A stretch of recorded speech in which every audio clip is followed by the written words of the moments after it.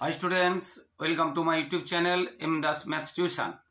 আজকের মাধ্যমিক 2025 সালের জন্য কয়েকটি গুরুত্বপূর্ণ কথা বলছি।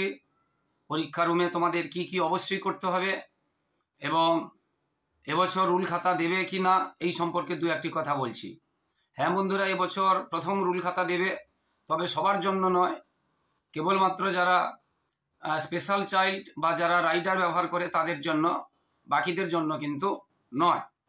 এবারে মাধ্যমিকে খাতা পাওয়ার পরে তোমরা যে উত্তরপত্রটা অ্যান্সার শিটটা কিভাবে পূরণ করবে সে সম্পর্কে দু একটি কথা বলছি, গুরুত্বপূর্ণ। এইগুলো যদি না করো কিন্তু তোমাদের খাতা বাতিল হতে পারে বা অনেক সমস্যায় পড়তে পারো।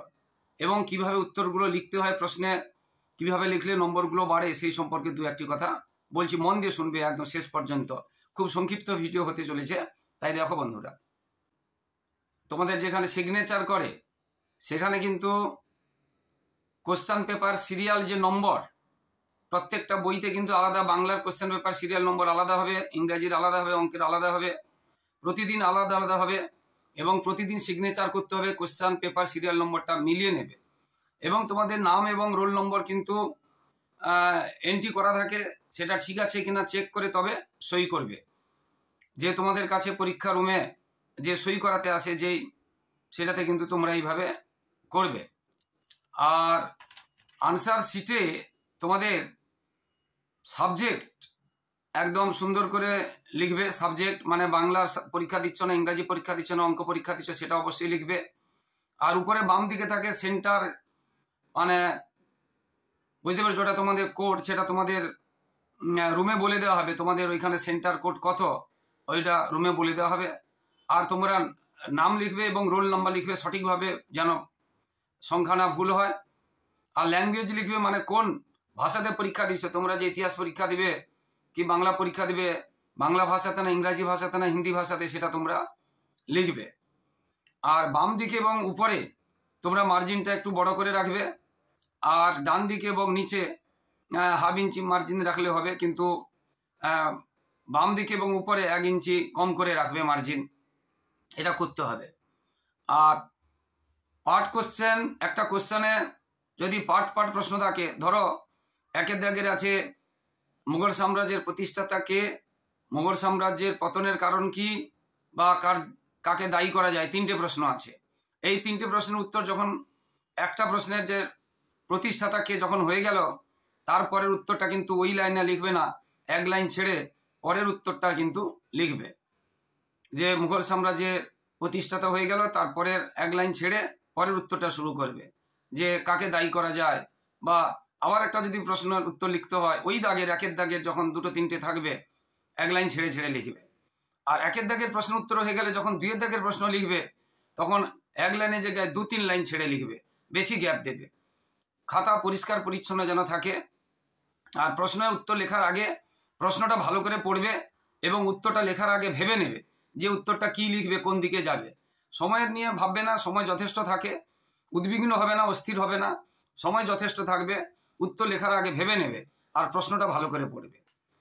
এরপরে উত্তরগুলো তোমরা চেষ্টা করবে পরপর লেখার, মানে একের দাগের যে 7টা লিখতে যদি বলে, 7টা পরপর লেখার চেষ্টা করবে।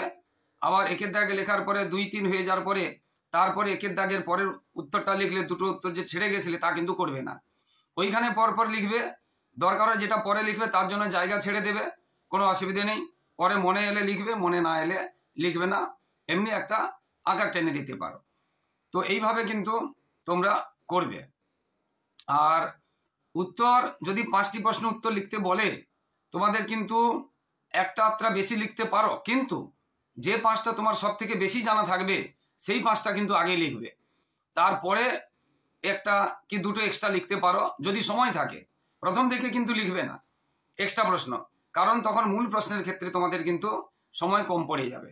এটা মাথায় রাখবে, এই কথাগুলো বুঝতে পেরেছ। আর পরীক্ষা দিতে হলে কিন্তু যেটা বলেছি, ট্রু ফলস বা যেটা এমসিকিউ থাকে একদম ছাড়বে না, না পারলেও আন্দাজে হলো লিখে দিয়ে আসবে, ছাড়বে না। আর উত্তর, অন্যান্য প্রশ্নের উত্তর যতটুকু পারবে ততটাই লিখবে, কিন্তু কাটবে না।